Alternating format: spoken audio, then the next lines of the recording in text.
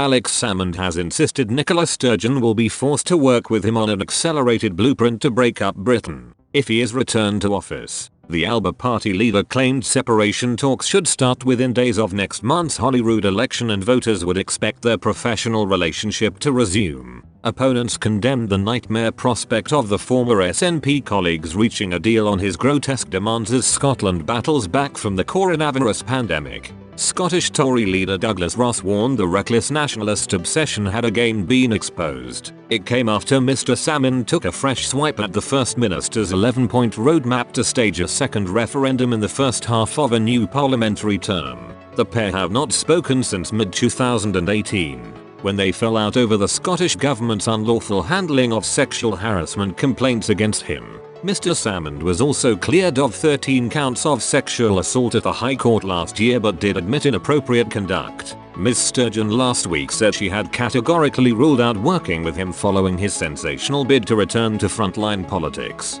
But Mr. Salmond insisted Ms. Sturgeon would follow the guidance of the people if returned to Holyrood as part of a pro-independent supermajority. Mr. Salmond said, "I expect all politicians, Nicola included, to accept the verdict of the people and to work with the parliament that people give us. We are at a stage in Scotland where we have to leave the personal behind under his plans." Negotiations would start on the first day of the new parliamentary term next month. He set out his own route map to independence on the 701st anniversary of the Declaration of Arbroath, asserting independence. Mr. Salmond read out an updated version of the document which also included the original phrase "We are fighting but for liberty."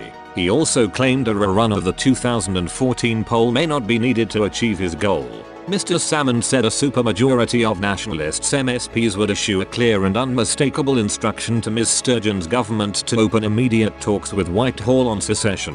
Despite the ongoing pandemic, Mr. Salmond claimed there should be a cross-party standing independence convention to back up the negotiating position, launching his party's election campaign in Ellon, Aberdeenshire. He also said the tactics could be decided later, but a 2014-style referendum conducted with the UK government's consent was only one of the options available, he said. Mr. Salmond claimed other options were another form of plebiscite, legal action, or peaceful and popular demonstration.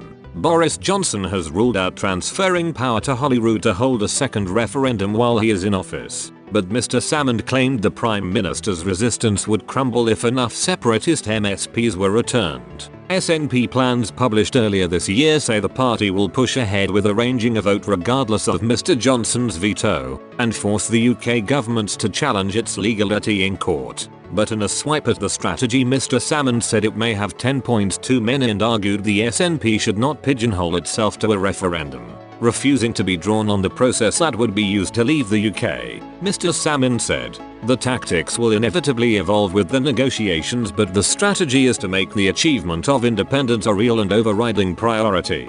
He also refused to say what would constitute a supermajority or what he would do if Ms. Sturgeon refused to work with him. The 2016 Scotland Act defines this as 2/3 of MSPs, meaning 86 of the 129 at Holyrood, needed to pass certain legislation.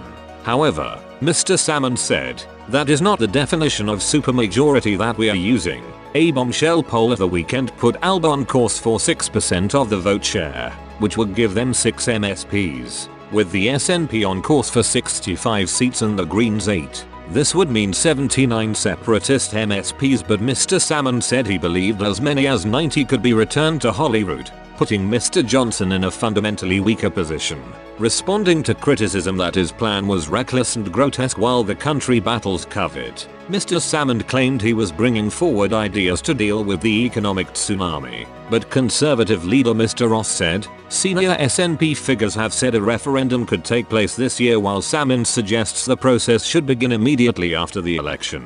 The toxic Salmond Sturgeon psychodrama endangers Scotland's future, and only the Scottish Conservatives have the strength and determination to beat the nationalists and ensure we instead focus on the issues that matter to people. Scottish Labour Deputy Leader Jackie Baillie branded Mr. Salmond's demands an insult to all those jobs and livelihoods that are still at risk. She said, "Nicola Sturgeon cannot endorse this extreme approach to the constitution and needs to be clear that she will not bulldoze this through the parliament with an ugly allegiance with Salmond's ALBA party." Pamela Nash, Chief Executive of Scotland in Union, added, "The idea of government starting complex and protracted constitutional negotiations in the midst of an ongoing national emergency is grotesque," an SNP spokesperson said. This so-called plan is not in any way credible, arguing on the one hand that Westminster will not agree to a referendum even if there is a pro-independence majority in the Scottish Parliament, but on the other hand that it will agree to negotiate independence without a referendum.